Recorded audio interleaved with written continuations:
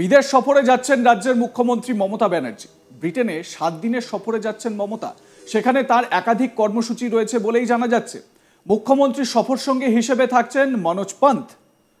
এই পর্বে রাজ্য প্রশাসনে নজরদারির কাজ মন্ত্রী, সচিব এবং পুলিশ আধিকারিকদের মধ্যে ভাগও করে দিয়েছেন তিনি। এদিকে মমতা লন্ডন সফর নিয়ে শোরগোল তৈরি হয়েছে বাংলার রাজনৈতিক মহলে।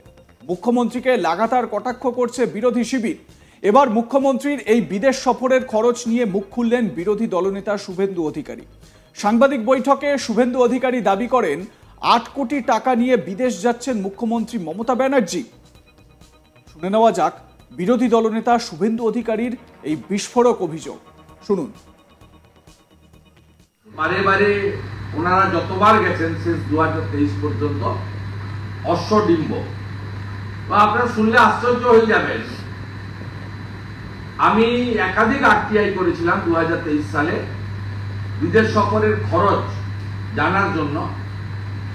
অর্থ দপ্তর বলেছে আমরা জানি না, শিল্প দপ্তর বলেছে আমরা জানি না, মুখ্যমন্ত্রীর হোম ডিপার্টমেন্ট বলেছে আমরা জানি না, এবং WIBC তারা দিতে অপারগ হয়েছে।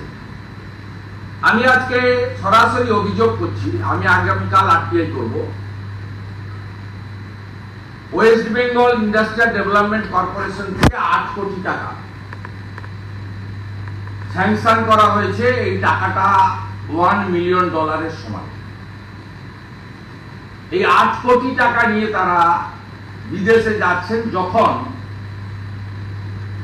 একটা নির্দিষ্ট সম্প্রদায়কে ওবিসি করতে গিয়ে কার্যত পশ্চিমবাংলার চাকরিকে পঞ্চত্ব প্রাপ্তি ঘটিয়ে দিয়েছেন, মৃত্যু ঘটিয়ে দিয়েছেন।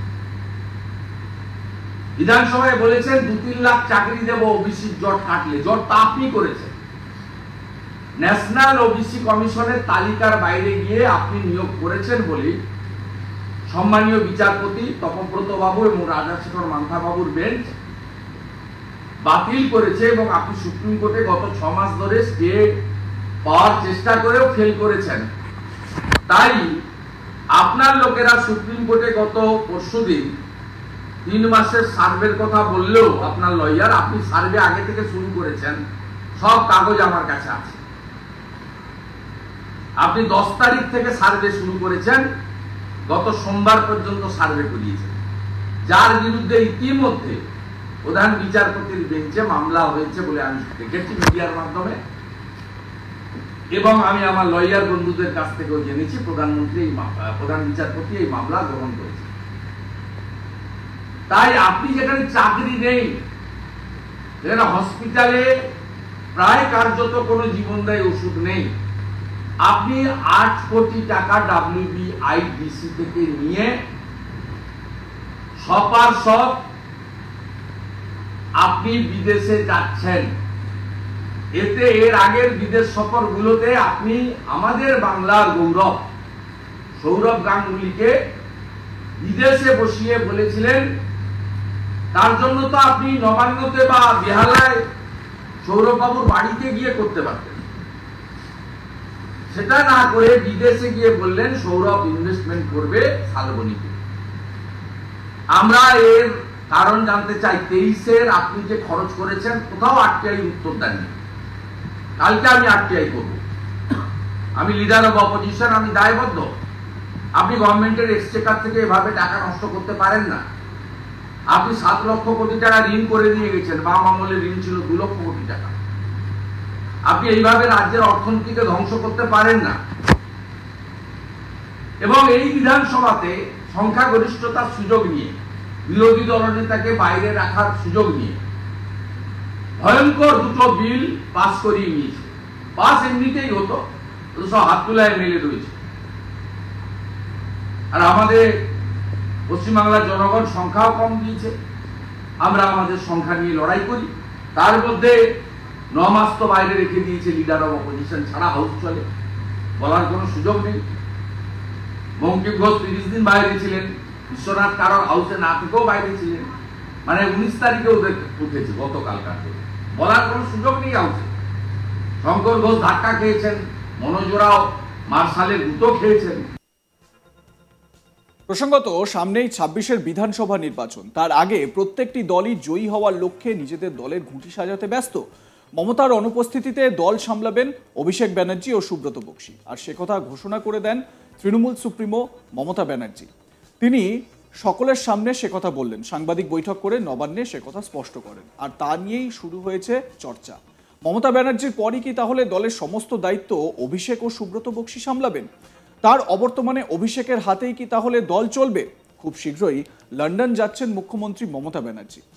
22শে মার্চ লন্ডন পাড়ি দেওয়ার কথা। টানা 7 দিনের ঠাসা কর্মসূচি রয়েছে মুখ্যমন্ত্রীর। তবে মুখ্যমন্ত্রীর অনুপস্থিতিতে প্রশাসনিক এবং দলীয় কাজকর্ম কে কে করবেন তা নিয়ে শুরু হয়েছিল জল্পনা। রাজ্য ও দল যাতে সুষ্ঠুভাবে চলে সেজন্য টাস্কফোর্স গঠন করে দিয়েছেন মমতা।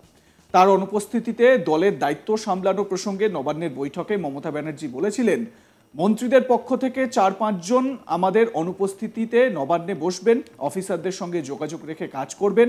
যদি কোনো প্রবলেম হয় আমাদের সঙ্গে যোগাযোগ করবেন, নিজেরা কোনো সিদ্ধান্ত না নিয়ে।